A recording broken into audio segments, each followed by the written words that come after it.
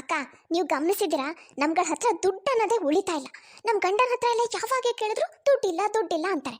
ಹಾಗಾದ್ರೆ ದುಡ್ಡೆಲ್ಲ ಎಲ್ಲಿ ಖರ್ಚಾಗ್ತಿದೆ ಅಂತಾನೆ ಗೊತ್ತಾಗ್ತಿಲ್ಲ. ನನ್ನ ಗಂಡ ನಿಮ್ಮ ಗಂಡ ಇಬ್ರು ದುಡಿದ್ರೂ ಈ ಮನೆ ಖರ್ಚು ನಿಭಾಯಿಸೋದು ಕಷ್ಟ ಆಗ್ತಿದೆ. ಹೀಗಿರ್ಬೇಕಿದ್ರೆ ಆ ಪಲ್ಲವಿ ಅಷ್ಟೊಂದು ದುಡಿತಾಳಲ್ಲ, ತಾನು ದುಡಿಯೋದ್ರಲ್ಲಿ ಒಂದು ಸ್ವಲ್ಪ ಹಣನಾದ್ರೂ ಮನೆ ಖರ್ಚಿಗೆ ಕೊಡ್ಬೇಕು ಅಂತ ಗೊತ್ತಾಗಲ್ವಾ ಅವಳಿಗೆ? ಅದೇ ಮತ್ತೆ ನೀನು ಹೇಳೋದು ಸರಿಯಾಗಿದೆ ಮೇಘ, ನನಗೂ ಅದೇ ಅನ್ಸುತ್ತೆ. ತಿಂಗಳಿಗೆ 40,000 ರೂಪಾಯಿ ಸಂಬಳ ತಗೋತಾಳೆ. ಇನ್ನು ಹೇಳ್ಬೇಕಂದ್ರೆ ನಮ್ಮ ಗಂಡದ್ರಗಿಂತ ಜಾಸ್ತಿ ಸಂಬಳ ತಗೋತಾಳೆ. ಮನೆ ಖರ್ಚಿಗೆ 1 ರೂಪಾಯಿ ಕೊಡಲ್ಲ. ಹಾಗಾದ್ರೆ ದುಡ್ಡೆಲ್ಲ ಏನ್ ಮಾಡ್ತಾಳೆ, ಎಲ್ಲಿ ಹಾಕ್ತಾಳೆ? ಇವಳ ಹೆಸರು ಪಲ್ಲವಿ, ಈ ಮನೆ ಮಗಳು. ಅವಳು ಒಂದು ಒಳ್ಳೆ ಕಂಪ್ನಿನಲ್ಲಿ ಕೆಲಸ ಮಾಡ್ತಿರ್ತಾಳೆ. ತಿಂಗಳಿಗೆ 40,000 ರೂಪಾಯಿ ಸಂಬಳ ತಗೋತಾ ಇರ್ತಾಳೆ. ಆದ್ರೆ ಮನೆ ಖರ್ಚಿಗೆ ಅಂತ 1 ರೂಪಾಯಿ ಕೂಡ ಕೊಡ್ತಾ ಇರಲ್ಲ. ಹಾಗಾಗಿ ಈ ಮನೆ ಸೊಸೇಂದ್ರಾದಂತ ಸ್ವಾತಿ ಮತ್ತೆ ಮೇಘ ಇಬ್ರು ಹೊಟ್ಟೆ ಊರ್ಕೊಂಡು ಅವಳ ಬಗ್ಗೆ ಚಾಡಿ ಆಡ್ಕೊಳ್ತಾ ಇರ್ತಾರೆ. ನನ್ನ ಗಂಡ ಎಷ್ಟು ಮಹಾ ಸಂಬಳ ತಗೋತಿದ್ದಾರಕ್ಕ, ಒಂದು 20-22 ಸಾವಿರ ರೂಪಾಯಿ. ಅದರಲ್ಲಿ ಅರ್ಧಕ್ಕರ್ಧ ಪೂರ್ತಿ ಈ ಮನೆ ನಡ್ಸಕ್ಕೆ ಖರ್ಚಾಗಿ ಹೋಗುತ್ತೆ. ಹಾ, ಅದೇ ಮತ್ತೆ ನನ್ನ ಗಂಡಂತೂ ಅದೇ ಹಣೆ ಬರ. ತಾವಿಷ್ಟು ಕಷ್ಟಪಡ್ತಿದ್ರು ನಮ್ಮ ಗಂಡಂದ್ರಿಗೆ ತಂಗಿ ಹತ್ರ ಒಂದು ಸ್ವಲ್ಪ ಮನೆ ಖರ್ಚಿಗೆ ಹಣ ಕೊಡು ಅಂತ ಹೇಳಕ್ ಮಾತ್ರ ಆಗಲ್ಲ. ಯಾಕೆ ಹೇಳ್ತಾರೆ ಹೇಳು? ಅವರಿಗೆ ನಮ್ಗಳ ಬಗ್ಗೆ ಸ್ವಲ್ಪನಾದ್ರೂ ಯೋಚನೆ ಇದ್ರೆ ಅಲ್ಲ. ನಮಗೂ ಆಸೆ ಇರತ್ತೆ, ತಾವು ಒಂದು ಸ್ವಲ್ಪ ಹಣ ಉಳಿಸಿ ನಮಗೂ ಇಷ್ಟ ಬೇಕಾಗಿರೋದನ್ನ ಕೊಡಿಸ್ಬೇಕು, ಮಾಡಬೇಕು, ಇಂಥದ್ದೆಲ್ಲ ಇದ್ರೆ ಅಲ್ವಾ ಅವ್ರ ತಲೆಯಲ್ಲಿ. ಅಕ್ಕ, ಇದು ಯಾಕೋ ಜಾಸ್ತಿ ಆಯ್ತು. ನಾವು ಹೀಗೆ ಸುಮ್ಮನೆ ಇದ್ರೆ ಆಗಲ್ಲ. ನಾಳೆ ನಮ್ಮ ಗಂಡಂದ್ರು ಸಂಬಳ ತಗೊಂಡು ಬರ್ತಾರಲ್ಲ, ಅವ್ರಿಗೆ ಹೇಳ್ಬಿಡೋಣ, ಈ ಸಲದಿಂದ ಬರೀ ನೀವಷ್ಟೇ ಅಲ್ಲ, ನಿಮ್ಮ ತಂಗಿನೂ ಒಂದಷ್ಟು ಹಣನ ಮನೆ ಖರ್ಚಿಗೆ ಕೊಡೋ ಹಾಗೆ ಆಗಬೇಕು ಅಂತ. ಸರಿಯಾಗಿ ಹೇಳಿದೆ, ಹಾಗೆ ಮಾಡಬೇಕು. ಮಾರನೇ ದಿನ ರವಿ ಮತ್ತೆ ರಘು ಇಬ್ರು ಸಂಬಳ ತಗೊಂಡು ಮನೆಗೆ ಬರ್ತಾರೆ. ನೋಡಿ, ನಾವು ನಿಮಗೆ ಕೊಟ್ಟಿದ್ದೀವಲ್ಲ, ಇದಿಷ್ಟು ಹಣದಲ್ಲಿ 1 ತಿಂಗಳು ಪೂರ್ತಿ ಮನೆ ನಡೆಸಬೇಕು. ಏನ್ರಿ, ಪ್ರತಿ ತಿಂಗಳು ಇಷ್ಟು ಹಣ ಕೊಟ್ಟು 1 ತಿಂಗಳು ಪೂರ್ತಿ ಮನೆ ನಡೆಸು ಅಂತ ಹೇಳ್ಬಿಡ್ತೀರಾ? ಇಷ್ಟರಲ್ಲೇ ಪ್ರತಿ ತಿಂಗಳು ಮನೆ ನಡೆಸು ಅಂದ್ರೆ ಹೇಗಾಗುತ್ತೆ? ಪ್ರತಿ ತಿಂಗಳು ಒಂದೇ ರೀತಿ ಇರುತ್ತಾ ಖರ್ಚು? ದಿನೇ ದಿನೇ ಮನೆ ಖರ್ಚು ಜಾಸ್ತಿ ಆಗ್ತಾ ಇರಲ್ಲ? ಈಗಿನ ರೇಟ್ ಎಲ್ಲ ನೋಡ್ತಾ ಇದ್ರೆ ಇಷ್ಟು ಹಣದಲ್ಲಿ 1 ತಿಂಗಳು ಮನೆ ನಡ್ಸಕ್ ಆಗಲ್ಲ. ಹೌದು, ಅಕ್ಕ ಸರಿಯಾಗಿ ಹೇಳ್ತಾ ಇದ್ದಾರೆ. ಈಗಂತೂ ಪ್ರತಿಯೊಂದು ವಸ್ತುನು ಎಷ್ಟು ಕಾಸ್ಟ್ಲಿ ಆಗ್ತಾ ಇದೆ ಅಂದ್ರೆ ಇಷ್ಟು ಹಣದಲ್ಲಿ 1 ತಿಂಗಳು ಹೇಗೆ ನಡ್ಸಕ್ ಸಾಧ್ಯ? ಯಾಕೆ ಈ ಥರ ಎಲ್ಲ ಮಾತಾಡ್ತಿದ್ದೀರಾ? ನಿಮ್ಗಳಿಗೆ ಗೊತ್ತು ತಾನೇ ನಮಗೆ ಸಂಬಳ ಬರೋದು ಎಷ್ಟು ಅಂತ. ಹೀಗಿರ್ಬೇಕಿದ್ರೆ ಇನ್ನೂ ಜಾಸ್ತಿ ಹಣ ಬೇಕು ಅಂದ್ರೆ ಎಲ್ಲಿಂದ ತಂದ್ಕೊಡಕ್ಕಾಗುತ್ತೆ? ಯಾಕಾಗಲ್ಲ? ನಿಮ್ ತಂಗಿಗೆ ಹೇಳಿ ಮನೆ ಖರ್ಚಿಗೆ ದುಡ್ಡು ಕೊಡು ಅಂತ. ಎಷ್ಟು ಸಂಬಳ ತಗೋತಾಳ ಅವಳು, ಅಂಥದ್ರಲ್ಲಿ ಮನೆ ಖರ್ಚಿಗೆ ಒಂದು ಸ್ವಲ್ಪ ಹಣ ಕೊಟ್ಬಿಟ್ರೆ ಏನೂ ಆಗಲ್ಲ. ನೋಡಿ, ನಾವು ಎಷ್ಟು ಹಣ ಕೊಟ್ಟಿದ್ದೀವೋ ಅಷ್ಟರಲ್ಲೇ ಮನೆ ನಡೆಸಿ. ಪಲ್ಲವಿ ಹತ್ರ ಎಲ್ಲ ಹಣ ಕೇಳೋ ಅವಶ್ಯಕತೆ ಇಲ್ಲ. ನಾವು ಸಂಪಾದನೆ ಮಾಡ್ತಿರೋ ಹಣ ನಮ್ಮನೆ ಖರ್ಚಿಗಂತೂ ಸಾಕಾಗುತ್ತೆ. ಹಾಗಾಗಿ ಇದಿಷ್ಟರಲ್ಲೇ ನೀವು ಮನೆ ನಡೆಸಬೇಕು. ಹೀಗೆ ಹೇಳಿ ಅಣ್ಣ ತಮ್ಮ ಇಬ್ರು ಎದ್ದು ಒಳಗಡೆ ಹೋಗ್ತಾರೆ. ನೋಡ್ದ್ಯಾ ಮೇಘ, ಇಬ್ರು ಯಾವ ರೀತಿ ನಮ್ಮ ಮಾತನ್ನ ಕಿವಿ ಮೇಲೂ ಹಾಕೊಳ್ಳದೆ ಎದ್ದು ಹೊರಟೋದ್ರು. ಹೌದಕ್ಕ, ನಾವೇನು ಅವ್ರ ಹತ್ರ ದುಡ್ಡಲ್ಲ, ಅವ್ರ ಜೀವನೇ ಕೇಳ್ತಿದ್ದೀವೇನೋ ಅನ್ನೋ ಥರ ಆಡಿ ಹೊರಟೋದ್ರು. ಅಕ್ಕ, ಏನೇ ಆದರೂ ನಾವಿಬ್ರು ಮಾತ್ರ ಇಷ್ಟಕ್ಕೆ ಸೋಲು ಒಪ್ಕೋಬಾರ್ದು. ಹೌದು, ಒಂದು ಪಲ್ಲವಿ ಈ ಮನೆ ಖರ್ಚಿಗೆ ಹಣ ಕೊಡಬೇಕು, ಇಲ್ಲ ಅವಳು ಕೆಲಸ ಬಿಡಬೇಕು. 2ರಲ್ಲಿ 1 ಆಗಲೇಬೇಕು. ಅದು ಸರಿ ಅಕ್ಕ, ಆದರೆ ಇದನ್ನ ಮಾಡೋದು ಹೇಗೆ? ನೋಡಿದ್ರಲ್ಲ ಇವರಿಬ್ರು ಯಾವ ರೀತಿ ಮಾತಾಡ್ತಾರೆ. ನಮ್ಮ ಮಾತಿಗೆ ಕಿವಿನೇ ಕೊಡಲ್ಲ. ಅತ್ತೆ ಹತ್ರ ಹೋಗೋಣ, ಅತ್ತೆ ಕಿವಿ ಓದೋಣ. ಯಾರಿಗ್ ಗೊತ್ತು, ಅತ್ತೆಯಿಂದ ನಾವು ಅನ್ಕೊಂಡಿದ್ದಾಗಬಹುದು. ಹಾ, ಹೌದಕ್ಕ, ಸರಿಯಾಗಿ ಹೇಳಿದ್ರಿ. ಬನ್ನಿ ಈಗಲೇ ಅತ್ತೆ ಹತ್ರ ಹೋಗೋಣ. ಅರೆ ಸ್ವಾತಿ, ಮೇಘ, ಇಬ್ರು ಒಟ್ಟಿಗೆ ನನ್ನ ರೂಮಿಗೆ ಬಂದಿದ್ದೀರಾ? ಯಾಕೆ, ಏನಾದರೂ ಮಾತಾಡೋದಿತ್ತಾ? ಹೌದತ್ತೆ, ಮಾತಾಡೋದಿತ್ತು. ಅತ್ತೆ, ನಿಮಗೆ ಗೊತ್ತಲ್ಲ ಇತ್ತೀಚೆಗೆ ಮನೆ ಖರ್ಚೆಲ್ಲ ಎಷ್ಟು ಜಾಸ್ತಿ ಆಗ್ತಾ ಇದೆ, ಎಲ್ಲ ವಸ್ತುಗಳ ಬೆಲೆ ಎಷ್ಟು ಜಾಸ್ತಿ ಆಗ್ತಿದೆ ಅಂತ. ಹೌದಮ್ಮ, ನೀನು ಹೇಳೋದು ಸರಿನೇ. ಈಗೀಗಂತೂ ಎಲ್ಲ ವಸ್ತುಗಳ ಬೆಲೆ ಗಗನಕ್ಕೆ ಹೋಗ್ತಾ ಇದೆ ಅಲ್ವಾ ಅತ್ತೆ? ನಾವು ಹೀಗೆ ಹೇಳ್ತೀವಿ ಅಂತ ದಯವಿಟ್ಟು ತಪ್ಪಾಗಿ ತಿಳ್ಕೊಬೇಡಿ ಅತ್ತೆ. ನಿಮಗೆ ಗೊತ್ತು, ರವಿ ಮತ್ತು ರಘು ಇಬ್ರದ್ದು ಸ್ಯಾಲ್ರಿ ಎಲ್ಲ ಅಷ್ಟಕ್ಕಷ್ಟೇ ಇದೆ. ಹಾಗಾಗಿ ಅವ್ರು ಕೊಡೋ ದುಡ್ಡಲ್ಲಿ ಈಗಿನ ಮನೆ ಖರ್ಚು ನಿಭಾಯಿಸೋದು ಕಷ್ಟನೇ. ಅದಕ್ಕೆ ಪಲ್ಲವಿನೂ ಯಾಕೆ ಮನೆ ಖರ್ಚಿಗೆ ಹಣ ಕೊಡಬಾರ್ದು, ಅದ್ರ ಬಗ್ಗೆನೇ ನಿಮ್ಮ ಹತ್ರ ಮಾತಾಡಬೇಕು ಅಂತ ಬಂದ್ವಿ ನಾವು. ನೋಡ್ರಮ್ಮ, ನಿಮ್ಮ ಗಂಡಂದ್ರಿಗೆ ಸಂಬಳ ಎಷ್ಟು ಬರುತ್ತೋ ಒಟ್ಟು ಮನೆ ಅಂತೂ ನಿಭಾಯಿಸ್ತಾ ಇದ್ದಾರೆ ತಾನೆ, ಮತ್ತೆ ಪಲ್ಲವಿನ ಯಾಕಿದ್ರು ಮಧ್ಯೆ ತರ್ತಾ ಇದ್ದೀರಾ? ಮನೆ ಹೇಗೋ ನಡ್ಕೊಂಡು ಹೋಗ್ತಾ ಇದೆ, ಏನೂ ತೊಂದರೆ ಇಲ್ಲ ಅಂತ ಅಂತೂ ನನ್ಗನ್ಸುತ್ತೆ. ಹಾಗಾಗಿ ಪಲ್ಲವಿ ನೋಡ್ಪಾಡಿ ಬಿಟ್ಬಿಡಿ. ಏನತ್ತೆ ನೀವು ಈ ಥರ ಮಾತಾಡ್ತೀರಾ? ಪಲ್ಲವಿ ನಿಮ್ಮ ಇಬ್ರು ಗಂಡು ಮಕ್ಕಳಿಗಿನ ಜಾಸ್ತಿ ಸಂಬಳ ತಗೋತಾಳೆ. ಹಾಗಿದ್ದು ನೀವು ಅವಳಿಗೆ ಮನೆ ಖರ್ಚಿಗೆ ಸ್ವಲ್ಪ ಹಣ ಕೊಡು ಅಂತ ಯಾಕೆ ಹೇಳ್ತಾ ಇಲ್ಲ? ಇದು ತಪ್ಪಲ್ವಾ ಅತ್ತೆ? ಹೌದು, ನಮ್ಮ ಗಂಡ ಕೊಡೋ ದುಡ್ಡಲ್ಲಿ ನಮ್ಗೆ ಈ ಮನೆ ನಡೆಸೋದೇ ಕಷ್ಟ ಆಗುತ್ತೆ. ಅಂಥದ್ರಲ್ಲಿ ನಮಗೂ ಏನಾದರೂ ಸಣ್ಣ ಪುಟ್ಟ ಆಸೆ ಇರುತ್ತಲ್ವಾ, ಅದಕ್ಕೆಲ್ಲ ನಾವು ಏನು ಮಾಡೋದು? ಹಾಗಾಗಿ ಪಲ್ಲವಿನೂ ಒಂದು ಸ್ವಲ್ಪ ಮನೆ ಖರ್ಚಿಗೆ ಹಣ ಕೊಟ್ಟರೆ ನಮಗೂ ಅನುಕೂಲ ಆಗುತ್ತೆ ಅಂತ. ಇವತ್ತು ಏನಾಗಿದೆ ನಿಮ್ಮಿಬ್ರಿಗೂ? ಯಾಕೆ ಬಂದು ಈ ಮನೆ ಖರ್ಚಿನ ವಿಷಯ ಇಟ್ಕೊಂಡು ನನ್ನ ತಲೆ ತಿಂತಿದ್ದೀರಾ? ನೋಡಿ, ಈಗ ನಿಮ್ಮ ಗಂಡಂದ್ರು ನಿಮ್ಮ ಕೈಗೆ ಎಷ್ಟು ಹಣ ಕೊಡ್ತಾ ಇದ್ದಾರೋ ಅಷ್ಟರಲ್ಲೇ ಮನೆ ನಿಭಾಯಿಸ್ಕೊಂಡು ಹೋಗಿ. ಪಲ್ಲವಿನ ಇದ್ರ ಮಧ್ಯೆ ತರಬೇಡಿ ಅಷ್ಟೇ. ಅವಳ ಪಾಡಿಗೆ ಅವಳಿಗೆ ಇಷ್ಟ ಬಂದ ಹಾಗಿರಕ್ಕೆ ಬಿಟ್ಬಿಡಿ ಅವಳನ್ನ. ನೀವು ಈ ಥರ ಮಾತಾಡೋದ್ರಲ್ಲಿ ಆಶ್ಚರ್ಯ ಏನೂ ಇಲ್ಲ ಅತ್ತೆ. ನೀವು ನಿಮ್ಮ ಮಗಳ ಪರನೇ ವಹಿಸ್ತೀರಾ ಹೊರತು ಸೊಸೆಯರ ಪರ ಯಾಕೆ ವಹಿಸ್ತೀರಾ ಹೇಳಿ? ಅವಳು ದುಡಿತಾಳಲ್ವಾ, ಅದಕ್ಕೆ ಈ ಮನೇಲಿ ಅವಳಿಗೆ ಜಾಸ್ತಿ ಬೆಲೆ. ಅದೇ ನಾವು ಮನೇಲೇ ಇರ್ತೀವಿ, ಅದಕ್ಕೆ ನಮಗೆ ಏನು ಬೆಲೆ ಇಲ್ಲ. ನೋಡ್ರಮ್ಮ, ನನ್ನ ಮನ್ಸಲ್ಲಂತೂ ಆ ಥರ ಎಲ್ಲ ಏನೂ ಇಲ್ಲ. ಅಕ್ಕ ಬನ್ನಿ ಅಕ್ಕ, ಮಾತಾಡಿ ಏನು ಪ್ರಯೋಜನ ಇಲ್ಲ. ಎಷ್ಟೇ ಅಂದ್ರೂ ನಾವು ಹೊರಗಡೆಯಿಂದ ಬಂದವರು, ನಮಗೆ ಯಾರು ಬೆಲೆ ಕೊಡ್ತಾರೆ? ಮಾರನೇ ದಿನ ಅಕ್ಕ ಪಲ್ಲವಿನ್ ನೋಡಿದ್ರ ಎಷ್ಟೆಲ್ಲ ಶಾಪಿಂಗ್ ಮಾಡ್ಕೊಂಡು ಬಂದಿದ್ದಾಳೆ. ಮಾಡ್ದೆ ಏನ್ ಮಾಡ್ತಾಳೆ ಹೇಳು? ₹1 ಮನೆ ಖರ್ಚಿಗೆ ಕೊಡಲ್ಲ, ಅಷ್ಟೊಂದು ಸಂಬಳ ಬರುತ್ತೆ. ಮತ್ತೆ ಆ ಹಣನೆಲ್ಲ ಉಡಾಯಿಸ್ಬೇಕಲ್ಲ. ತನಗೆ ಬೇಕಾಗಿದ್ದ ವಸ್ತುಗಳನ್ನ ತಗೋತಾಳೆ, ಮಜಾ ಮಾಡ್ಕೊಂಡಿದ್ದಾಳೆ. ಹೌದು, ಏನೇನು ತಗೊಂಡು ಬಂದಿದ್ದಾಳೆ? ಏನು ತಂದಿಲ್ಲ ಅಂತ ಕೇಳಿ ಅಕ್ಕ, ಒಂದು 3-3.5 ಸಾವಿರದೇನು ಹ್ಯಾಂಡ್ ಬ್ಯಾಗು, ಒಂದಷ್ಟು ಮೇಕಪ್ ಐಟಮ್ಸು, ಆಮೇಲೆ ಒಂದು ರಾಶಿ ಹೊಸ ಬಟ್ಟೆಗಳು. ಇದಿಷ್ಟು ನನ್ನ ಕಣ್ಣಿಗೆ ಕಂಡಿದ್ದು. ಇನ್ನೂ ಒಂದಷ್ಟು ಬ್ಯಾಗ್ ಇತ್ತಪ್ಪ, ಅದರಲ್ಲಿ ಇನ್ನೂ ಏನೇನೇನೇನಿತ್ತೋ ಗೊತ್ತಿಲ್ಲ. ಹೌದಾ, ಇಷ್ಟೆಲ್ಲ ಶಾಪಿಂಗ್ ಮಾಡ್ಕೊಂಡು ಬಂದಿದ್ದಾಳ? ಅವಳು ಹಿಂಗೆ ಹೋಗಿ ಶಾಪಿಂಗಿಗೆ ಅಂತ ಉಡಾಯಿಸಿ ಬಂದಿದ್ದ ದುಡ್ಡಲ್ಲಿ ನಮ್ಮ ಗಂಡಂದ್ರು ನಮಗೆ ತಿಂಗಳ ಖರ್ಚಿಗೆ ಆ ಮನೆ ನಡ್ಸಕ್ಕೆ ಅಂತ ಕೊಡ್ತಾರೆ. ನೋಡಿ ಅಕ್ಕ, ಅದೇ ಆ ಥರ ನಾವು ಶಾಪಿಂಗ್ ಮಾಡೋಕ್ಕಾಗುತ್ತಾ? ಅವಳು ದುಡಿತಾಳೆ ನೋಡಿ, ಅದಕ್ಕೆ ಅವಳಿಗೆ ಬೆಲೆ. ಯಾರು ಅವಳನ್ನೇನು ಕೇಳಲ್ಲ. ಸಂಜೆ ರಘು ಆಫೀಸಿಂದ ಬಂದಮೇಲೆ ಮೇಘ ಗಂಡನ ಹತ್ರ ತನ್ನನ್ನ ಮಾರ್ಕೆಟಿಗೆ ಕರ್ಕೊಂಡು ಹೋಗಿ ಅಂತ ಹಠ ಹಿಡಿತಾಳೆ. ಮೇಘ, ನಿನಗೆ ಗೊತ್ತು ನಮ್ಮ ಫೈನಾನ್ಷಿಯಲ್ ಕಂಡೀಷನ್ ಅಷ್ಟು ಚೆನ್ನಾಗಿಲ್ಲ ಅಂತ. ಮತ್ತೆ ಇಂಥ ಪರಿಸ್ಥಿತಿಲಿ ಈಗ ನಿನಗೆ ಶಾಪಿಂಗ್ ಮಾಡಬೇಕಾ? ಹೌದು, ನಾನು ಈಗಲೇ ಶಾಪಿಂಗ್ ಮಾಡಬೇಕು. ಪ್ಲೀಸ್ ರೀ, ನೀವು ನನಗಿಲ್ಲ ಅಂತ ಹೇಳಬೇಡಿ. ಸರಿ ಆಯ್ತಮ್ಮ, ನಾಳೆ ಆಫೀಸ್ ಮುಗಿದ್ಮೇಲೆ ಸಾಯಂಕಾಲ ನಿನ್ನನ್ನು ಶಾಪಿಂಗಿಗೆ ಕರ್ಕೊಂಡು ಹೋಗ್ತೀನಿ, ಸರಿನಾ? ಸರಿ. ಮಾರನೇ ದಿನ ರಘು ಮೇಘನ ಶಾಪಿಂಗಿಗೆ ಕರ್ಕೊಂಡು ಹೋಗ್ತಾನೆ. ರೀ, ಆ ಪಿಂಕ್ ಕಲರ್ ಬ್ಯಾಗ್ ನೋಡ್ರಿ, ಎಷ್ಟು ಚೆನ್ನಾಗಿದೆ. ಬ್ಯಾಗ್ ಏನೋ ಚೆನ್ನಾಗಿದೆ, ಆದರೆ ಅದ್ರದ್ದು ಪ್ರೈಸ್ ನೋಡು ಎಷ್ಟು ಕಾಸ್ಟ್ಲಿ ಇದೆ. ಮೇಘ, ಇಷ್ಟೆಲ್ಲ ಕಾಸ್ಟ್ಲಿ ಬ್ಯಾಗ್ನ ನಾವು ಅಫೋರ್ಡ್ ಮಾಡೋಕ್ಕಾಗಲ್ಲ. ಯಾಕಾಗಲ್ಲ? ನಿಮ್ಮ ತಂಗಿ ಪಲ್ಲವಿ ಇದ್ರಗಿನ ಕಾಸ್ಟ್ಲಿ ಬ್ಯಾಗ್ ಹಿಡ್ಕೊಂಡು ತಿರುಗ್ತಾಳೆ. ಅವಳಿಗೆ ಮಾತ್ರ ನೀವೇನು ಹೇಳಲ್ಲ? ಅವಳು ಮಾತ್ರ ಅಂಥ ಬ್ಯಾಗ್ ಹಿಡ್ಕೋಬಹುದು, ನಾನು ಹಿಡ್ಕೋಬಾರ್ದಾ? ಮೇಘ, ಪಲ್ಲವಿ ಅವಳು ದುಡ್ಡಿಂದ ಬ್ಯಾಗ್ ತಗೊಂಡಿದ್ದಾಳೆ. ನಿನ್ಗೆ ಗೊತ್ತು, ಪಲ್ಲವಿ ಒಂದು ಒಳ್ಳೆ ಪೊಸಿಷನಲ್ಲಿ ಇದ್ದಾಳೆ.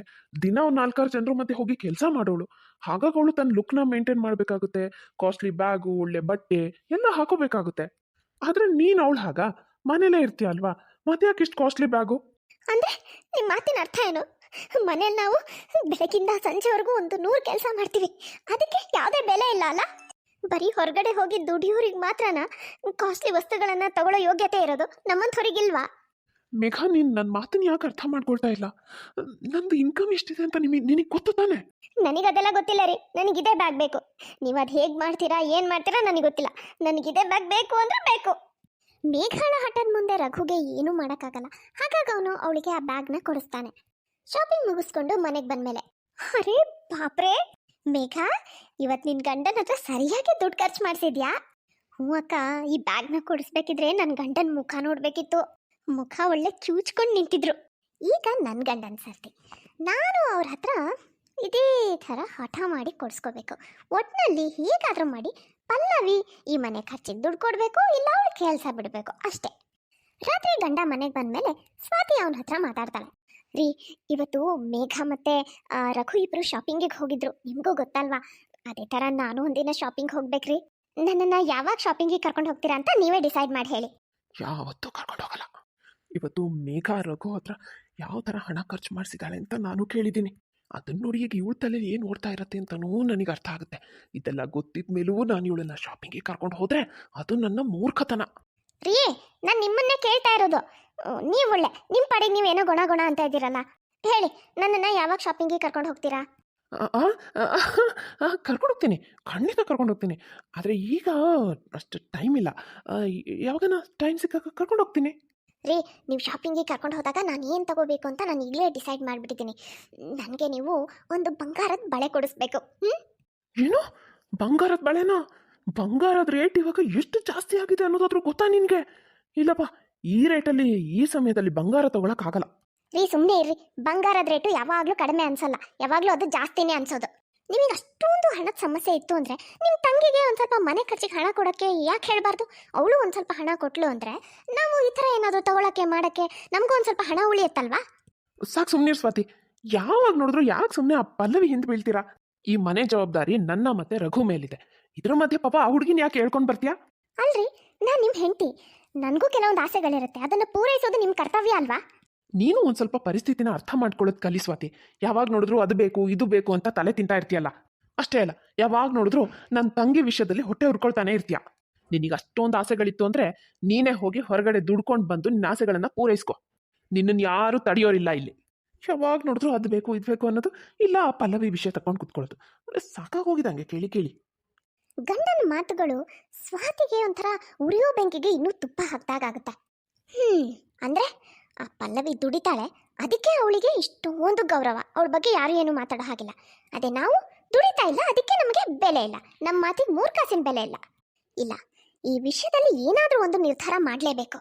ಒಂದು ಆ ಪಲ್ಲವಿ ಕೆಲಸ ಬಿಡಬೇಕು, ಇಲ್ಲ ಮದುವೆ ಮಾಡಿಕೊಂಡು ಈ ಮನೆಯಿಂದ ಆಚೆ ಹೋಗಬೇಕು. ನಾನಂತೂ ಅವಳನ್ನ ಕೆಲಸದಿಂದ ಬಿಡಿಸೇ ತೀರುತ್ತೀನಿ. ಈ ಮನೇಲಿ ನಮ್ಮ ಮಾತಿಗೆ ಏನು ಬೆಲೆನೇ ಇಲ್ಲ ಅಕ್ಕ. ನಾವು ಏನೇ ಹೇಳಿದ್ರು ಅದನ್ನ ಕಿವಿ ಮೇಲೂ ಹಾಕೊಳ್ಳಲ್ಲ ಯಾರು. ಅದೇ ಮತ್ತೆ ಇತ್ತೀಚೆಗಂತೂ ನಾವೇನು ದುಡಿಯಲ್ಲ, ಮನೇಲೇ ಇರೋರು ಅನ್ನೋ ಮಾತುಗಳನ್ನು ಕೇಳಬೇಕಾಗಿದೆ. ಅಷ್ಟಕ್ಕೂ ಅಕ್ಕ, ನಾವೇನು ಸಣ್ಣ ಪುಟ್ಟ ಮನೆಯಿಂದ ಬಂದಿದ್ದೀವ? ನಮ್ಮ ಮನೆಯಲ್ಲೂ ಎಲ್ಲ ರೀತಿಯ ಅನುಕೂಲಸ್ಥರೇ ಇದ್ರು. ಅದಕ್ಕೆ ನಮಗೆ ಏನು ಹೊರಗಡೆ ಹೋಗಿ ಕೆಲಸ ಮಾಡೋ ಸಂದರ್ಭನೇ ಬರಲಿಲ್ಲ. ಅದೆಲ್ಲ ಆಗಿರಲಿ ಅಕ್ಕ, ಈಗ ಮುಂದೆ ಏನು ಮಾಡೋದಕ್ಕ? ಏನು ಮಾಡೋದು ಹೇಳಿ? ನಾವು ಮಾಡಬೇಕಾಗಿರೋದು ಏನಂದ್ರೆ, ಒಂದು ಪಲ್ಲವಿ ಕೆಲಸ ಬಿಡಬೇಕು, ಇಲ್ಲ ಅವಳು ಮದುವೆ ಆಗಿ ಈ ಮನೆಯಿಂದ ಆಚೆ ಹೋಗೋ ಹಾಗೆ ಮಾಡಬೇಕು. ಅವಳನ್ನ ಇನ್ನೂ ಈ ಮನೇಲೇ ಇರಕ್ಕೆ ಬಿಟ್ವಿ ಅಂದರೆ ನಮಗೆ 3 ಕಾಸಿನ ಬೆಲೆ ಇರಲ್ಲ. ಆ ಥರ ಆಗಿ ಹೋಗುತ್ತೆ. ಎಲ್ಲರೂ ಪಲ್ಲವಿ ಹೇಳ್ದ ಹಾಗೆ ಕೇಳಕ್ಕೆ ಶುರು ಮಾಡ್ತಾರೆ ಈ ಮನೇಲಿ. ಹೌದಕ್ಕ, ನೀವು ಸರಿಯಾಗಿ ಹೇಳ್ತಾ ಇದ್ದೀರಾ. ಇದೆಲ್ಲ ಆಗಬೇಕು ಅಂದರೆ ನಾವು ಅತ್ತೆ ಕಿವಿ ಊದಬೇಕು. ನಡಿ, ಅತ್ತೆ ಹತ್ರ ಹೋಗೋಣ. ಬಂದ್ರಲ್ಲ, ಇಬ್ಬರು ಒಟ್ಟಿಗೆ ಬರ್ತಾ ಇದ್ದಾರೆ ಅಂದರೆ ನನ್ನ ಮಗಳ ಬಗ್ಗೆ ಇನ್ನೇನು ಹೇಳಕ್ಕೆ ಬಂದಿದ್ದಾರೆ. ನನ್ನ ಮಗಳಿಂದ ಇವ್ರಿಗೆ ಅದೇನು ಸಮಸ್ಯೆ ಅಂತಾನೆ ಅರ್ಥ ಆಗಲ್ಲ. ದಿನ ಬಿಡ್ತಿನ ಅವಳ ಬಗ್ಗೆ ಏನಾದರೂ ಒಂದು ಹೇಳ್ಕೊಂಡು ಬರ್ತಾನೆ ಇರ್ತಾರೆ. ಅತ್ತೆ, ಒಳಗೆ ಬರ್ಬೋದಾ? ಒಳಗೆ ಬಂದಾದ್ಮೇಲೆ ಇನ್ನೇನು ಬರ್ಬೋದಾ ಅಂತ ಕೇಳೋದು. ಇನ್ನೇನು ಬಂದು ತೊಡೆ ಮೇಲೆ ಕೂತ್ಕೊಳ್ತೀರಾ? ಸರಿ ಬನ್ನಿ. ನೋಡಕ್ಕ, ತೊಡೆ ಮೇಲೆ ಕೂರಿಸ್ಕೊಳ್ತಾರಂತೆ. ಹೆಂಗೆ ಮಾತಾಡ್ತಾರೆ ನೋಡಿ. ಇವ್ರು ನಮ್ಮನ್ನು ತೊಡೆ ಮೇಲೆ ಕೂರಿಸ್ಕೊಳ್ಳಾರ? ಅಯ್ಯೋ, ತೊಡೆ ಮೇಲೆ ತಲೆ ಮೇಲೆ ಎಲ್ಲ ಕಡೆ ಮಗಳನ್ನ ಕೂರಿಸ್ಕೊಂಡು ಮೆರೆಸ್ತಾ ಇದ್ದಾರೆ. ಇನ್ನು ನಮ್ಗಳಿಗೆ ಎಲ್ಲಿ ಜಾಗ ಇರುತ್ತೆ? ಏನ್ರೆ ಇಬ್ರು ಗುಣ ಅಂತಿದ್ದೀರಾ? ನನ್ನ ಜೊತೆನೆ ಮಾತಾಡಬೇಕು ಅಂತ ಬಂದಿದ್ದೀರಾ ತಾನೆ? ಮತ್ತೆ ಅದೇನು ಹೇಳಿ? ಅದು ಅತ್ತೆ, ನಮ್ಮ ಪಲ್ಲವಿ ಈಗ ಮದುವೆ ವಯಸ್ಸಿಗೆ ಬಂದಿದ್ದಾಳೆ. ನಾವು ಅವಳ ಮದುವೆ ಬಗ್ಗೆ ಯೋಚನೆ ಮಾಡಬೇಕಲ್ವಾ? ಏನಿದು ನಿಮ್ಮಿಬ್ರಿಗೂ ಇವತ್ತು ನನ್ನ ಮಗಳ ಬಗ್ಗೆ ಬಹಳ ಯೋಚನೆ ಆಗಿ ಹೋಗಿದೆ. ಇಬ್ರು ಹುಷಾರಾಗಿದ್ದೀರಾ ತಾನೆ? ಯಾಕತ್ತೆ ಒಂಥರ ಮಾತಾಡ್ತೀರಾ? ಪಲ್ಲವಿ ನಮಗಿರೋ ಒಬ್ಳೇ ನಾದ್ನಿ ಅಲ್ವಾ? ಅವಳ ಬಗ್ಗೆ ನಾವುಗಳು ಯೋಚನೆ ಮಾಡದೆ ಇನ್ಯಾರು ಮಾಡ್ತಾರೆ ಹೇಳಿ? ಅದೇ ಮತ್ತೆ ಅತ್ತೆ, ನನಗೆ ಗೊತ್ತಿರೋರಲ್ಲಿ ಒಬ್ಬ ಒಳ್ಳೆ ಹುಡುಗ ಇದ್ದಾನೆ. ನೀವು ಹ್ಞೂ ಅಂದರೆ ನಾನು ಅವ್ರ ಹತ್ರ ಮಾತಾಡ್ತೀನಿ. ಸರಿ, ಆಯ್ತು ಮಾತಾಡು. ನಾನು ಪಲ್ಲವಿ ಹತ್ರ ಮಾತಾಡ್ತೀನಿ. ಸರಿ ಅತ್ತೆ. ಇಬ್ರು ತುಂಬ ಖುಷಿಯಾಗಿ ಅಲ್ಲಿಂದ ಹೋಗ್ತಾರೆ. ಏನಕ್ಕ, ಎಲ್ಲ ನಾವು ಅನ್ಕೊಂಡ ಹಾಗೆ ಆಗೋ ಹಾಗೆ ಕಾಣ್ತಿದೆ. ಆದಷ್ಟು ಬೇಗ ಆ ಪಲ್ಲವಿ ಮದುವೆ ಮಾಡಿಸ್ಬಿಟ್ರೆ ಇಡೀ ಮನೇಲಿ ನಮ್ಮದೇ ರಾಜ್ಯಭಾರ. ಆಮೇಲೆ ಅದೇನೋ ಸರಿ, ಅತ್ತೆ ಏನೋ ಹೂ ಅಂದಿದ್ದಾರೆ. ಈಗ ಪಲ್ಲವಿನೂ ಮದುವೆಗೆ ಒಪ್ಕೋಬೇಕಲ್ಲ. ಒಂಥರ ಹಠಮಾರಿ ಅವಳು. ಅಷ್ಟು ಸುಲಭಕ್ಕೆ ಒಪ್ಕೋತಾಳೆ ಅಂತ ನನ್ಗನ್ಸಲ್ಲ. ಅಷ್ಟಕ್ಕೂ ನಾನು ಅವಳಿಗೀಗ ನೋಡ್ತಾ ಇರೋ ಹುಡುಗ ಸುಮಾರು 40 ವರ್ಷದವನು. 40 ವರ್ಷದವನನ್ನ ಇವಳು ಮದುವೆ ಆದ್ಲು ಅಂದರೆ ಇವಳು ಸಕ್ಕೆಲ್ಲ ಇಳ್ದು ಹೋಗ್ಬಿಡತ್ತೆ. ಅಕ್ಕ, ಇದನ್ನು ಹುಷಾರಾಗಿ ಮ್ಯಾನೇಜ್ ಮಾಡಬೇಕು. ಈ ಥರ ಸಂಬಂಧ ಅವಳಿಗೆ ನಾವು ನೋಡ್ತಾ ಇದ್ದೀವಿ ಅನ್ನೋದು ಅಷ್ಟು ಸುಲಭಕ್ಕೆ ಯಾರಿಗೂ ಗೊತ್ತಾಗಬಾರ್ದು. ಮಾರನೇ ದಿನ ಮಮತಾ ಮಗಳ ಹತ್ರ ಮಾತಾಡೋಕ್ಕೋಸ್ಕರ ಅವಳು ರೂಮಿಗೆ ಬರ್ತಾಳೆ. ಪಲ್ಲವಿ, ಒಂದ್ಸಲ ಹುಡುಗನ್ ನೋಡೋದ್ರಲ್ಲಿ ಏನಿದೆಯಮ್ಮ, ಒಂದ್ಸಲ ನೋಡು. ಒಂದ್ ವೇಳೆ ನಿನಗೆ ಇಷ್ಟ ಆಗಿಲ್ಲ ಅಂದರೆ ಆಮೇಲೆ ನಾವು ಅದನ್ನು ಮುಂದುವರ್ಸೋದು ಬೇಡ. ಅಮ್ಮ, ನೀನು ಯಾಕೆ ಈ ಥರ ಫೋರ್ಸ್ ಮಾಡ್ತಿದ್ಯಾ? ನನಗೆ ಈಗಲೇ ಮದುವೆ ಆಗೋಕ್ಕೆ ಇಷ್ಟ ಇಲ್ಲಮ್ಮ. ನಾನು ನನ್ನ ಕರಿಯರ್ ಕಡೆ ಫೋಕಸ್ ಮಾಡಬೇಕು. ಇನ್ನೂ ಏನಾಗಬೇಕಮ್ಮ? ಚೆನ್ನಾಗಿ ಓದ್ಕೊಂಡಿದ್ಯಾ, ಒಳ್ಳೆ ಕೆಲಸ ಸಿಕ್ಕಿದೆ, ಒಳ್ಳೆ ಸಂಬಳ ತಗೋತಾ ಇದೆಯಾ, ಇನ್ನೂ ಏನು ಬೇಕು ಹೇಳು? ಅಮ್ಮ, ನೀನು ಏನೇ ಹೇಳಿದ್ರು ನನಗೀಗ ಈ ಮದುವೆ ಅನ್ನೋ ಈ ಜವಾಬ್ದಾರಿನ ತಗೊಳಕ್ಕೆ ನನಗಿಷ್ಟ ಇಲ್ಲ. ಪಲ್ಲವಿ, ನಾನು ಈಗಲೇ ನಿನಗೆ ಮದುವೆನೇ ಆಗ್ಬಿಡು ಅಂತ ಎಲ್ಲಿ ಹೇಳ್ತಾ ಇದ್ದೀನಿ. ಒಂದ್ಸಲ ಹುಡುಗ ನೋಡು, ಆಮೇಲೆ ಯೋಚನೆ ಮಾಡಿದ್ರಾಯ್ತು. ಅಮ್ಮ, ನಾನು ಒಂದ್ಸಲ ಹೇಳಿದ್ನಲ್ಲ, ನನಗೆ ಬೇಡ, ನಾನು ಯಾವ ಹುಡುಗನ ನೋಡೋಕ್ಕೂ ರೆಡಿ ಇಲ್ಲ. ನನಗೀಗ ಮದುವೆ ಬೇಡ ಅಂದರೆ ಬೇಡ ಅಷ್ಟೇ. ನನಗೀಗ ಸದ್ಯ ಬಿಟ್ಬಿಡಮ್ಮ, ನನಗೆ ಆಫೀಸಿಗೆ ಲೇಟ್ ಆಗ್ತಿದೆ, ನಾನು ನೀನು ಹೊರಡ್ತೀನಿ. ಪಲ್ಲವಿ ಎದ್ದು ಆಫೀಸಿಗೆ ಹೋಗ್ತಾಳೆ. ಈ ಹುಡುಗಿ ಎಷ್ಟು ಹೇಳಿದ್ರು ಹುಡುಗನ ನೋಡೋಕ್ಕೂ ಒಪ್ಕೊಳ್ತಾ ಇಲ್ಲ. ಸ್ವಾತಿಗೆ ಇವಳು ಈ ಥರ ಹೇಳ್ತಿದ್ದಾಳೆ ಅಂತ ಹೇಳಬೇಕು. ಮಮತಾ ಬಂದು ಮಗಳು ಹೇಳಿದ್ದನ್ನ ಇಬ್ರು ಸೊಸೆಯರ ಹತ್ರ ಹೇಳ್ತಾಳೆ. ಏನತ್ತೆ, ಪಲ್ಲವಿ ಹುಡುಗನ್ನ ನೋಡೋದು ಇಲ್ಲ ಅಂದ್ಲಾ? ಇದ್ಯಾಕೋ ಸರಿ ಅನಿಸ್ತಿಲ್ಲ ಅತ್ತೆ. ಅವಳಿಗೀಗ ಮದುವೆ ವಯಸ್ಸು ಅಂದಮೇಲೆ ಈಗಲಿಂದನೇ ಅವಳಿಗೆ ಹುಡುಗನ ನೋಡೋಕೆ ಶುರು ಮಾಡಬೇಕು. ಈಗಲಿಂದನೇ ಶುರು ಮಾಡಲಿಲ್ಲ ಅಂದರೆ ಅವಳು ಮದುವೆ ಆಗೋದು ಯಾವಾಗ? ನನಗೆ ನೀನು ಹೇಳೋದೆಲ್ಲ ಅರ್ಥ ಆಗುತ್ತಮ್ಮ ಸ್ವಾತಿ. ಆದರೆ ಅವಳು ಒಪ್ಕೊಳ್ಳೋಕೆ ತಯಾರಿಲ್ಲ ಅಂದಮೇಲೆ ನಾವು ಅವಳಿಗೆ ಬಲವಂತ ಮಾಡೋಕ್ಕೆ ಸಾಧ್ಯನಾ? ಬಲವಂತ ಮಾಡೋದು ಸರಿನೂ ಅನ್ಸಲ್ಲ ಅತ್ತೆ. ಪಲ್ಲವಿ ಯಾರನ್ನಾದರೂ ಇಷ್ಟಪಟ್ಟಿರ್ಬೋದಾ? ಆ ಕಾರಣಕ್ಕೇನಾದರೂ ಈ ಸಂಬಂಧ ನೋಡೋದು ಏನು ಬೇಡ ಅಂತ ಹೇಳ್ತಾ ಇದ್ದಾಳ? ಹೌದತ್ತೆ, ಮೇಘ ಹೇಳೋದು ಸರಿ, ಹಾಗೂ ಆಗಿರ್ಬೋದು. ನೀವೇ ನೋಡಿ, ಪಲ್ಲವಿ ಮನೆ ಖರ್ಚಿಗೂ 1 ರೂಪಾಯಿ ಕೊಡಲ್ಲ. ಹಾಗಾಗಿ ಯೋಚನೆ ಮಾಡಿದ್ರೆ ಪಕ್ಕ ಹೊರಗಡೆ ಅವಳಿಗೆ ಯಾರಾದ್ರೂ ಬಾಯ್ ಫ್ರೆಂಡ್ ಇರಬೇಕು. ಅವನಿಗೆ ಅವಳು ಎಲ್ಲ ಹಣ ಖರ್ಚು ಮಾಡ್ತಾ ಇದ್ದಾಳೆ ಅಂತ ಅನ್ಸುತ್ತೆ. ನಾನು ಬಹಳ ಕೇಳಿದ್ದೀನಪ್ಪ, ಈಗಿನ ಕಾಲದ ಹುಡುಗಿರು ಒಂಥರ ಫ್ರಾಡ್ ಹುಡುಗರ ಬಲೆಯಲ್ಲಿ ತುಂಬಾ ಸುಲಭವಾಗಿ ಬಿದ್ಬಿಡ್ತಾರೆ ಅಂತ. ಅಂಥದ್ದೇ ಯಾವ್ದಾದ್ರು ಹುಡುಗನ ಬಲೆಯಲ್ಲಿ ನಮ್ಮ ಪಲ್ಲವಿನೂ ಬಿದ್ದಿದ್ರೆ ನೀವಿಬ್ರು ಸ್ವಲ್ಪ ಸುಮ್ಮನಿರ್ತೀರಾ? ಬಾಯಿಗೆ ಬಂದಂಗೆ ಮಾತಾಡ್ತಾ ಇದ್ದೀರಲ್ಲ. ನನ್ನ ಮಗಳ ಮೇಲೆ ನನಗೆ ಪೂರ್ತಿ ನಂಬಿಕೆ ಇದೆ. ಅವಳ ಅಂಥ ಕೆಲಸ ಎಲ್ಲ ಏನು ಮಾಡಿರಲ್ಲ. ಆದರೂ ಅತ್ತೆ, ನಾನು ಹೇಳ್ದೆ ತಾನೆ, ಸಾಕು ಮಾಡಿ, ಇನ್ನೇನು ಮಾತಾಡಬೇಡಿ. ಪಲ್ಲವಿ ಅವಳಿಗೆ ಯಾವಾಗ ಇಷ್ಟ ಬರುತ್ತೋ ಆವಾಗಲೇ ಮದುವೆ ಆಗ್ತಾಳೆ. ನಮ್ಮ ಈ ಪ್ಲಾನು ಫೇಲ್ ಆಯ್ತಲ್ಲ. ಆದರೂ ನಾವು ಸೋಲ್ಬಾರ್ದು. ಏನೇ ಆದರೂ ಅವಳನ್ನ ಕೆಲಸದಿಂದ ಅಂತೂ ಬಿಡಿಸ್ಲೇಬೇಕು. ಅತ್ತೆಗೆ ಮಗಳ ಬಗ್ಗೆ ಯಾಕೆ ಇಷ್ಟೊಂದು ಅಂಧವಿಶ್ವಾಸನೋ ಏನೋ ಅರ್ಥ ಆಗಲ್ಲ.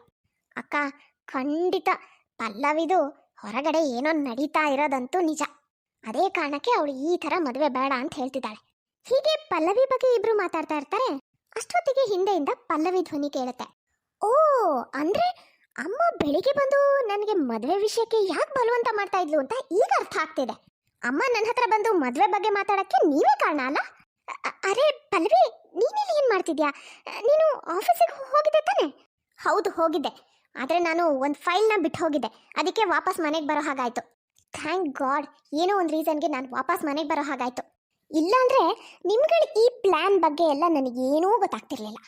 ಅರೆ, ಏನು ಮಾತಾಡ್ತಿದ್ಯಾ ಪಲ್ಲವಿ? ನಾವೇ ನಿನಗೆ ಕೆಟ್ಟದ್ದು ಬಯಸ್ತೀವ? ನಿನಗೆ ಒಳ್ಳೇದೇ ಬಯಸ್ತೀವಿ ತಾನೆ? ಸಾಕು ಮಾಡಿ ಅದಕ್ಕೆ. ಇನ್ನು ಎಷ್ಟು ಸುಳ್ಳು ಹೇಳ್ತೀರಾ? ನೀವೇನು ಅನ್ಕೊಂಡಿದ್ದೀರಾ? ನನಗೇನು ಗೊತ್ತಾಗಲ್ಲ, ಏನೂ ಅರ್ಥ ಆಗಲ್ಲ ಅಂತ ಅನ್ಕೊಂಡಿದ್ದೀರಾ? ಯಾಕೆ ಈ ರೀತಿ ಇಬ್ರು ನನ್ನ ಹಿಂದೆ ಬಿದ್ದಿದ್ದೀರಾ? ಸರಿ ಸರಿ ಆಯ್ತು, ನಾವು ನಿನ್ನ ಹಿಂದೆ ಬೀಳಲ್ಲ, ನಿನ್ನ ವಿಷಯಕ್ಕೆ ಬರಲ್ಲ. ಆದರೆ ನೀನು ನಾನು ಕೇಳೋ ಪ್ರಶ್ನೆಗೆ ಉತ್ತರ ಕೊಡು. ಪ್ರತಿ ತಿಂಗಳು ನಿನಗೆ ಬರೋ ಸಂಬಳ ಎಲ್ಲಿ ಹೋಗುತ್ತೆ, ಎಲ್ಲಿ ಖರ್ಚಾಗುತ್ತೆ? ಸ್ವಾತಿ ಕೇಳೋ ಈ ಪ್ರಶ್ನೆಗೆ ಪಲ್ಲವಿ ಸೈಲೆಂಟ್ ಆಗ್ತಾಳೆ. ಏನು ಹೇಳ್ದೆ ಸುಮ್ಮನೆ ಅಲ್ಲಿಂದ ಹೋಗ್ಬಿಡ್ತಾಳೆ. ನೋಡಿದ್ರ ಅಕ್ಕ, ನಾವು ಕೇಳೋ ಪ್ರಶ್ನೆನ ಕಿವಿ ಮೇಲೂ ಹಾಕೊಳ್ದೆ ಹೇಗೆ ಮುಖ ತಿರ್ಸ್ಕೊಂಡು ಹೊರಟೋದ್ಲು. ನನಗಂತೂ ಹೊರಗಡೆ ಇವಳ್ದು ಏನೋ ನಡೀತಾ ಇದೆ ಅಂತ 100% ಅನ್ನಿಸ್ತಾ ಇದೆ. ಹೌದು ಮೇಘ, ನೀನು ಸರಿಯಾಗಿ ಹೇಳ್ತಾ ಇದೆಯಾ. ಏನೋ ಇದೆ, ಇವಳು ನಮ್ಮಿಂದ ಮುಚ್ಚಿಡ್ತಾ ಇದ್ದಾಳೆ. ಈ ಮನೆಯವ್ರು ಯಾರು ನಮ್ಮ ಮಾತನ್ನು ಕಿವಿ ಮೇಲೆ ಹಾಕೊಳ್ಳಲ್ಲ, ನಮ್ಮ ಮಾತಿಗೆ ಬೆಲೆ ಕೊಡಲ್ಲ ಅಂದರೆ ಹೊರಗಡೆಯವರು ನಮ್ಮ ಮಾತಿಗೆ ಬೆಲೆ ಕೊಡೋ ಹಾಗೆ ಮಾಡ್ತಾರೆ. ಅಂದರೆ ಏನಕ್ಕ, ಏನು ನೀವು ಹೇಳ್ತಾ ಇರೋದು? ನಾಳೆ ಹೇಗೂ ನಮ್ಮ ರಿಲೇಟಿವ್ ಫಂಕ್ಷನ್ ಇದೆ, ನಾವು ಅಲ್ಲಿಗೆ ಹೋಗ್ತಾ ಇದ್ದೀವಿ. ಅಲ್ಲಿಗೆ ಕುಸುಮ ಆಂಟಿ ಬರ್ತಾರೆ. ಕುಸುಮ ಆಂಟಿ ಕಿವಿ ಓದಿದ್ರೆ ಅವರು ನಮ್ಮ ಎಲ್ಲ ಪ್ರಶ್ನೆಗಳಿಗೂ ಉತ್ತರ ಸಿಗೋ ಹಾಗೆ ಮಾಡ್ತಾರೆ. ಮಾರನೇ ದಿನ ಎಲ್ಲರೂ ಫ್ಯಾಮಿಲಿ ಫಂಕ್ಷನ್ಗೆ ಹೋಗ್ತಾರೆ. ಅಲ್ಲಿ ಹೋದಾಗ ಸ್ವಾತಿ ಮತ್ತೆ ಮೇಘ ಇಬ್ರು ಕುಸುಮ ಆಂಟಿ ಹತ್ರ ಬರ್ತಾರೆ. ಏನು, ಪಲ್ಲವಿ ಅವಳ ಸಂಬಳದಲ್ಲಿ 1 ರೂಪಾಯೂ ಮನೆ ಖರ್ಚಿಗೆ ಕೊಡಲ್ವಾ? ಇದು ಬಹಳ ತಪ್ಪು, ಆ ಥರ ಮಾಡಬಾರ್ದು ಅವಳು. ಹ್ಞೂ ಆಂಟಿ, ಇದನ್ನೆಲ್ಲ ನೋಡಿನೇ ನಮಗೆ ಪಲ್ಲವಿದು ಹೊರಗಡೆ ಏನೋ ನಡೆಸ್ತಾ ಇದ್ದಾಳೆ ಅನ್ನೋ ಅನುಮಾನ ನಮಗೆ. ಹಾಗಿಲ್ಲದೆ ಹೋದರೆ ಅಷ್ಟೊಂದು ಸಂಬಳ ಬರುತ್ತೆ, ಅಷ್ಟು ಹಣನ ಅವಳು ಏನಾದರೂ ಮಾಡ್ತಾಳೆ, ನೀವೇ ಹೇಳಿ. ನೀವು ಹೇಳ್ತಾ ಇರೋದು ನಿಜಾನೇ, ನಾನು ವಿಚಾರಿಸ್ತೇನೆ ರೀ, ಬನ್ನಿ ನನ್ನ ಜೊತೆ. ಮಮತಾ, ನಾನು ಇದೇನು ಕೇಳ್ತಾ ಇದ್ದೀನಿ, ನಿನ್ನ ಮಗಳು ಅವಳ ಸಂಬಳದಲ್ಲಿ ಮನೆ ಖರ್ಚಿಗೆ 1 ರೂಪಾಯಿ ಕೊಡಲ್ವಂತೆ?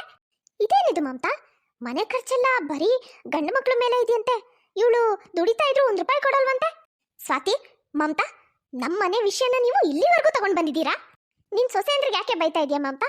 ಪಾಪ ಅವರಿಗೆ ಮನೆ ಬಗ್ಗೆ ಚಿಂತೆ ಇದೆ, ಅದಕ್ಕೆ ಅವ್ರ ಕಷ್ಟ ಸುಖನ ನನ್ನ ಹತ್ರ ಹೇಳ್ಕೊಳಕ್ ಬಂದಿದ್ರು. ಅದೆಲ್ಲ ಬಿಡು, ಪಲ್ಲವಿ ಹತ್ರ ಮನೆ ಖರ್ಚಿಗೆ ನೀವು ಯಾಕೆ ಹಣ ಇಸ್ಕೊಳ್ಳಲ್ಲ? ಅವಳ ಹತ್ರ 1 ರೂಪಾಯಿ ಕೇಳಲ್ವಂತೆ, ಯಾಕೆ? ಪಲ್ಲವಿ, ಏನು ವಿಷಯ ಅಂತ ಹೇಳಮ್ಮ. ನಿನ್ನ ಸ್ಯಾಲ್ರಿ ಎಲ್ಲ ಎಲ್ಲಿ ಹೋಗ್ತಾ ಇದೆ ಅಂತ ಹೇಳ್ಬಿಡು. ಅವಾಗಲೇ ಅನ್ಸುತ್ತೆ ನಿಮ್ಮ ಅತ್ತಿಗೆ ಅಂದರು ನೀನು ಬೆನ್ನು ಬಿದ್ದಿದ್ದಾರಲ್ಲ ಅದನ್ನು ನಿಲ್ಲಿಸೋದು. ಹೋಗಲಿ ಬಿಡಮ್ಮ, ಅದನ್ನೆಲ್ಲ ಹೇಳಿ ಏನು ಪ್ರಯೋಜನ? ಹೇಳಿ ಏನು ಮಾಡೋದಿದೆ, ಬಿಟ್ಟಾಕಮ್ಮ ಹೋಗಲಿ. ಪಲ್ಲವಿ, ಯಾಕಮ್ಮ ಸುಮ್ಮನೆ ಇರಬೇಕು? ಇರೋ ವಿಷಯ ಹೇಳು, ಅವರು ತಿಳ್ಕೊಳ್ಳಿ. ಇಷ್ಟು ದಿನ ಹೇಳಬಾರ್ದು, ಚೆನ್ನಾಗಿರಲ್ಲ ಅಂತ ನಾವು ಸುಮ್ಮನೆ ಇದ್ವಿ. ಯಾಕೋ ಅವ್ರು ಬಿಡೋ ಥರ ಕಾಣ್ತಿಲ್ಲ, ಹಾಗಾಗಿ ಹೇಳ್ಬಿಡು. ಅದಕ್ಕೆ ನೀವು ಯಾವಾಗಲೂ ಕೇಳ್ತಾ ಇರ್ತೀರಲ್ಲ, ನನ್ನ ಸಂಬಳ ಎಲ್ಲ ನಾನು ಏನು ಮಾಡ್ತೀನಿ, ಎಲ್ಲಿ ಹೋಗುತ್ತೆ ಅಂತ. ಹೇಳ್ತೀನಿ ಕೇಳಿ. ಸಡನ್ನಾಗಿ ಅಣ್ಣಂದ್ರ ಇಬ್ಬರದ್ದು ಮದುವೆ ಒಟ್ಟಿಗೆ ಸೆಟಲ್ ಆಯಿತು. ಆ ಸಮಯದಲ್ಲಿ ಅಣ್ಣಂದ್ರ ಇಬ್ಬರ ಹತ್ರನೂ ಅಷ್ಟೊಂದು ಸೇವಿಂಗ್ಸ್ ಅಂತ ಯಾವ ಹಣನೂ ಇರಲಿಲ್ಲ. ಆಮೇಲೆ ತುಂಬಾ ಕೆಲವೊಂದೆಲ್ಲ ಕಮಿಟ್ಮೆಂಟ್ಸ್ ಆಗಿಬಿಟ್ಟಿತ್ತು. ಹಾಗಾಗಿ ಅವರು ಬ್ಯಾಂಕಲ್ಲೂ ಯಾವುದೇ ರೀತಿ ಲೋನ್ ತಗೊಳ್ಳೋ ಪರಿಸ್ಥಿತಿನೂ ಇರಲಿಲ್ಲ, ಹೊರಗಡೆನೂ ಎಲ್ಲೂ ದುಡ್ಡು ಅರೇಂಜ್ ಆಗಲೂ ಇಲ್ಲ. ಆದರೆ ನಮಗೆ ಮದುವೆ ಖರ್ಚಿಗೆ, ಆಮೇಲೆ ಮದುವೆಲಿ ಅತ್ತಿಗೆ ಅಂದ್ರೆ ಇಬ್ರಿಗೂ ಗೋಲ್ಡ್ ಮಾಡಿಸ್ಬೇಕಿತ್ತು, ಅದಕ್ಕೆಲ್ಲ ಹಣ ಬೇಕಾಯಿತು. ಹಾಗಾಗಿ ಆ ಸಮಯದಲ್ಲಿ ಮದುವೆ, ಆಮೇಲೆ ನಿಮಗೆ ಗೋಲ್ಡ್ ಮಾಡಿಸ್ಕೊಡೋಕ್ಕೆ ಎಲ್ಲದಕ್ಕೂ ಸೇರಿ ನಾನೇ ಲೋನ್ ಮಾಡಿದೆ. ಆ ಲೋನ್ ಹಣದಲ್ಲೇ ನಿಮ್ಗಳ ಮದುವೆ, ಆಮೇಲೆ ನಿಮಗೆ ಒಡವೆ ಮಾಡಿಸ್ಕೊಟ್ಟಿದ್ದು, ಮಾಂಗಲ್ಯ ಸರ ಎಲ್ಲ ಮಾಡಿಸ್ಕೊಟ್ಟಿದ್ದು ಎಲ್ಲದೂ ಅದರಲ್ಲೇ ಆಗಿದ್ದು. ಆ ಸಾಲದ EMIಗೆ ನನ್ನ ಮುಕ್ಕಾಲು ಭಾಗ ಸಂಬಳ ಪೂರ್ತಿ ಹೊರಟೋಗುತ್ತೆ. ಇನ್ನು ಉಳಿಯೋ ಕಾಲು ಭಾಗದಲ್ಲಿ ನನ್ನ ಸಣ್ಣ ಪುಟ್ಟ ಖರ್ಚು, ಆಫೀಸಿಗೆ ಓಡಾಡೋ ಖರ್ಚು ಇದನ್ನೆಲ್ಲ ನಾನು ಮ್ಯಾನೇಜ್ ಮಾಡ್ಕೊಳ್ತೀನಿ. ಇಷ್ಟು ಬಿಟ್ಟರೆ ಹೊರಗಡೆ ಯಾವುದೇ ಹುಡುಗನ ಜೊತೆ ನನ್ನ ಲವ್ ಗಿವು ಇಂಥದ್ದೇನೂ ನಡೀತಿಲ್ಲ. ಯಾವ ಹುಡುಗನಿಗೂ ನಾನು ಹಣ ಖರ್ಚು ಮಾಡ್ತಿಲ್ಲ. ನನಗೆ ಬರೋ ಸಂಬಳ ನನ್ನ ಅಕೌಂಟಲ್ಲೂ ಉಳಿತಾ ಇಲ್ಲ. ಈ ಪೂರ್ತಿ ಸಾಲ ತೀರೋವರೆಗೂ ನಾನು ಮದುವೆ ಆಗಬಾರ್ದು ಅಂತ ಡಿಸೈಡ್ ಮಾಡಿದ್ದೀನಿ. ಅದಕ್ಕೆ ನಾನು ಮದುವೆ ಈಗಲೇ ಬೇಡ ಅಂತ ಹೇಳ್ತಾ ಇದ್ದಿದ್ದು. ಕೇಳಿದ್ರೇಂದ್ರೆ ಕೇಳಿಸ್ಕೊಂಡ್ರಾ? ನಾಚಿಕೆ ಆಗಬೇಕು. ನಿಮ್ಮಿಬ್ರು ಬುದ್ಧಿನ ನೋಡ್ತಾ ಇದ್ರೆ ಯಾಕಾದರೂ ನಿಮ್ಮನ್ನು ನನ್ನ ಮನೆ ಸೊಸೆ ಮಾಡ್ಕೊಂಡು ಅಂತ ಅನ್ನಿಸ್ತಾ ಇದೆ. ಅತ್ತೆ, ಪಲ್ಲವಿ ದಯವಿಟ್ಟು ನಮ್ಮನ್ನು ಕ್ಷಮಿಸ್ಬೇಡಿ. ನಾವು ಪಲ್ಲವಿ ಬಗ್ಗೆ ತುಂಬ ಕೆಟ್ಟದಾಗಿ ಯೋಚನೆ ಮಾಡಿಬಿಟ್ವಿ. ಪಲ್ಲವಿ ಜಾಗದಲ್ಲಿ ನಾವೇ ಇದ್ದಿದ್ರು ತವ್ರ ಮನೆಗೆ ಇಷ್ಟು ಆಸರೆಯಾಗಿ ನಿಲ್ತಿರ್ಲಿಲ್ವೇನೋ ಅನ್ಸುತ್ತೆ. ಪಲ್ಲವಿ ದಯವಿಟ್ಟು ನಮ್ಮನ್ನು ಕ್ಷಮಿಸ್ಬಿಡು. ನಿನ್ನ ವಿಷಯದಲ್ಲಿ ನಾವು ತುಂಬ ಕೆಟ್ಟದಾಗಿ ಯೋಚನೆ ಮಾಡಿಬಿಟ್ವಿ. ಹೋಗ್ಲಿ ಬಿಟ್ರಮ್ಮ, ಇನ್ಮೇಲಾದರೂ ಒಬ್ಬ ಮನುಷ್ಯನ ಸರಿಯಾಗಿ ಅರ್ಥ ಮಾಡ್ಕೊಳ್ಳೋ ಪ್ರಯತ್ನ ಪಡಿ. ಸುಮ್ಮನೆ ಏನೇನೋ ಯೋಚನೆ ಮಾಡಬೇಡಿ. ಅದಕ್ಕೆ ನನಗೂ ನಿಮ್ಮ ಮೇಲೆ ಏನೂ ಬೇಜಾರಿಲ್ಲ. ಇದನ್ನೆಲ್ಲ ಇಲ್ಲಿಗೆ ಬಿಟ್ಟಾಕಿ ಆರಾಮಾಗಿರಿ.